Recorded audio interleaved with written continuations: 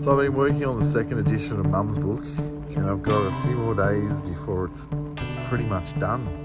It's kind of done now, but I'm just going to sit on it for a few days and then just make sure it's all alright. I wrote this piece for Substack that I haven't published yet, but I'm going to read it. I rarely read stuff on this podcast, but let's read it. I call it Writing Darby Love. I always pronounce riding. I can't, my D's and my T's get confused. I start calling myself Tarby Hudson. Writing Darby Love. Mum's book came from ignoring the fake human-made reality for months. In the first second of walking, I don't know who, In the first second of waking, I don't know who I am, where I am. And in the second second, I'm carving order from the roaring chaos of night, excavating reality from the jaws of memory, and building a floor in the morning with my feet. But in that first second, I feel pure bliss. I'm pure nothing and nobody. And I get an echo of this feeling between Christmas and New Year's. This is a time where I have no idea what day it is, and for 7 whole days, I'm off the ride of life. And perhaps the reason why it's so peaceful, because everyone's doing nothing at the same time. During a regular week in the year, you can feel the tides of the masses, the push and pull of unseen crowds. We're a human antenna to the strictures of the working week, whether you're retired or not. Whereas during a regular week in the year, all the days have a personality. You can feel the oasis of Friday, the dread of a Sunday night, the silly, dizzying circles of life. I hear a lot of people say, yeah, but days of the week are fake. Yes, and that's true, but feeling the energy of thousands of people responding to them as if they're real isn't fake. It's a catch-22. Right at the back end of any year, even the news seems to take a break. There's respite. You can breathe. Because I notice when politicians are on holidays between Christmas and New Year's, the bad news seems to magically disappear and a cause and effect they don't want you to piece together. But before, of course, they return from holidays and get back to their day jobs of selling you aspirational ways to die. This bird doesn't like me reading. I don't either. It's got a point. Here's another. Here's more. Last year, between Christmas and New Year's, reveling in this nothing and nobodiness, I sat on the couch watching old movies. I decided that modern TV, books, art were the stuff that's part of the tirade of life's ride. I'd even found myself swearing loudly at ads, no matter how clever they were. Fuck off, I'd tell them. I know they're written by some child with a beard wearing a trucker's cap in some ad agency.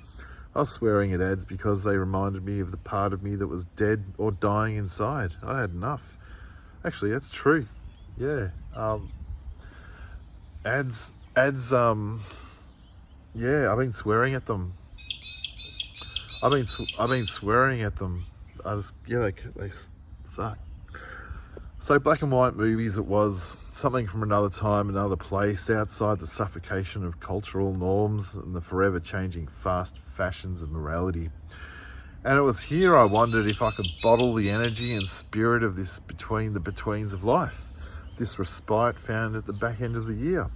So in late 2024, I decided to avoid the news for a whole year, leap from the dizzying news cycle, its endless conveyor belt of worry and fake human-made reality. I didn't want to care anymore. My grandpa said on his deathbed years ago, the world and its worries aren't my problem anymore. I didn't want to get to my deathbed to feel the same relief. Quitting the news this year bought me time to see straight again for the first time in years. I no longer expose myself to human-made asbestos of the media and modern art that's mostly a hollow reflection of the news, and the news a terrifying hall of mirrors of the machinations of politicians. My cynicism lowered, my magic and yearning for the beautiful mysteries of life returned, and I felt sane for the first time in years. 4 months into this year, in this calmness, early April, I was wandering through a crowded shopping centre and I uttered Darby Love aloud to myself, like a crazy person talking to myself in public. And that's when Darby Love, the book, arrived. Saying Darby Love to myself aloud was an incantation, an invocation. And the next sentence seemed to follow with ease. I could summon Mum. I could summon life's magic again. A guardian angel. It was a guardian angel on call that was an amalgam of me and Mum. And that's when I remembered the magic Mum and I shared. This magic was the quiet eye of Mum's storm. In her company, Mum was consumed by a lot of darkness, but over the years, I learned to lure her from it and into a sense of play by seeing her more of a sister and less of a mother. Mum's playful side was rare, but when the little shy girl came out of the body of now an old woman, it was magnificent. And for just a moment, we played in the quiet eye of a dark tornado. And for a moment, we shared this incredible light and magic. And I'm almost certain this lightness wouldn't have been as brilliant without this swirling, energetic storm around her. Writing Mum's book, Darby Love, how she nearly always addressed me, may be the only unforced feel-good book I'll ever write. I honestly can't stand forced optimism unless it comes from a true and real place. It's like drinking poison for me otherwise. I wouldn't have been able to write the book without initially stepping away from the darkness of the world late last year. The quiet eye of the year's storm between Christmas and New Year's. And without remembering the deep cynicism of the world Mum and I also shared. I get caught in my own recurring weather patterns, and taking a step back late last year to let the breeze run through my inner wind chimes was just what I needed. To hear my own music again, and Mum's. A collaboration between the living and the dead. For me, and at the risk of sounding holy, true light is born from darkness, otherwise it's a false light. A reader can always smell it. So that's a piece that I've written for Substack that I'll post sooner or later. I'm not sure when. Yeah, I'll write a few more things on her and just the process of writing the book.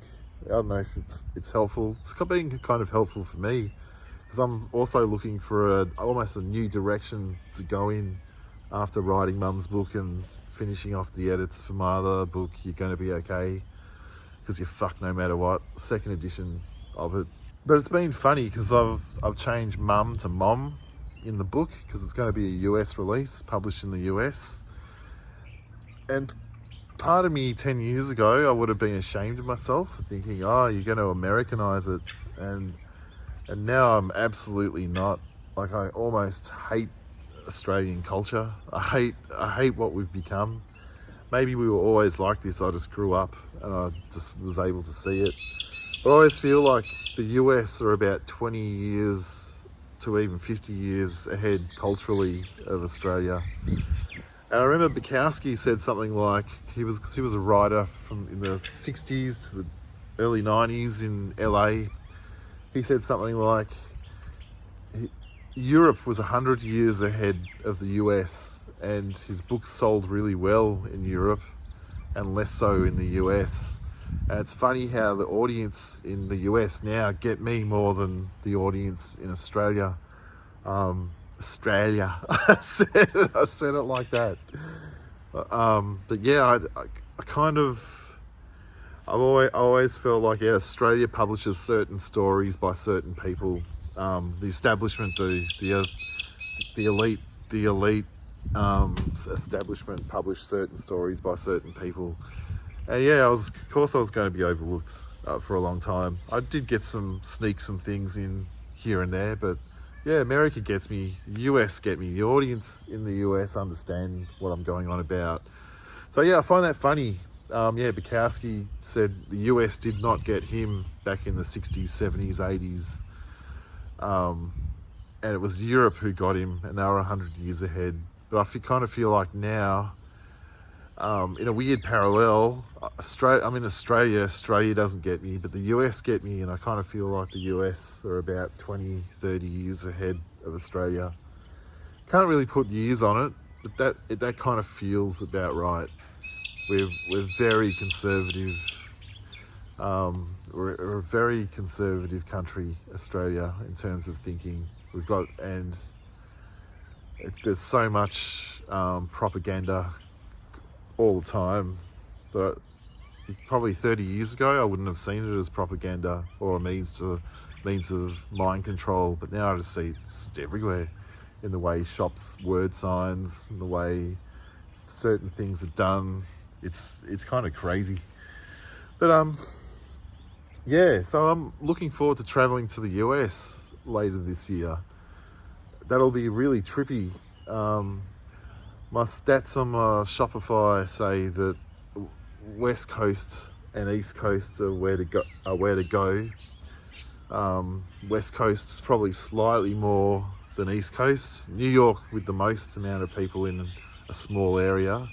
But yeah, with the two books, there'll be one out, pre-orders in July, the Mum book, followed by a release in October. I think just that's roughly at the moment. And my other book, You're Going to Be Okay Because You're Fucked No Matter What, out in March next year. While they're published in the US, they're going to be worldwide. But yeah, I'm looking forward to getting to the US. I almost feel like I'd be more at home in the US than Australia. Even though it's just the weather of the people, not the actual weather of the place, not the weather of the actual place, the weather, the human-made weather that people create.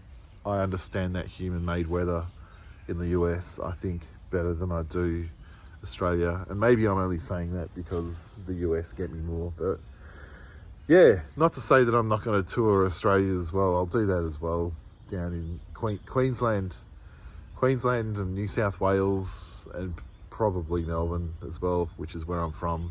Of course I'll do Melbourne. What am I saying? Being a bit of a dickhead. Yeah, that'll be amazing. I remember having a dream when I was maybe 8 or 10, back in the 80s, when pretty much everything on TV was American. We rarely got local content. There was local content, but I think it was in the 90s when the government started regulating local content and making sure that we had a lot more Australian stuff. Yeah, I'd had a dream that I'd picked up a piece of soil from the US. I've always had this strange fantasy that I'd live in a small town in the US somewhere. I don't think it's ever going to happen, but I'd love to, at least for a year or two. But yeah, I think there's only 3-month passports or something like that. But yeah. Anyway, if you'd like to leave a review for this podcast on Apple, Spotify, or a comment on YouTube, I'd love it. Cheers.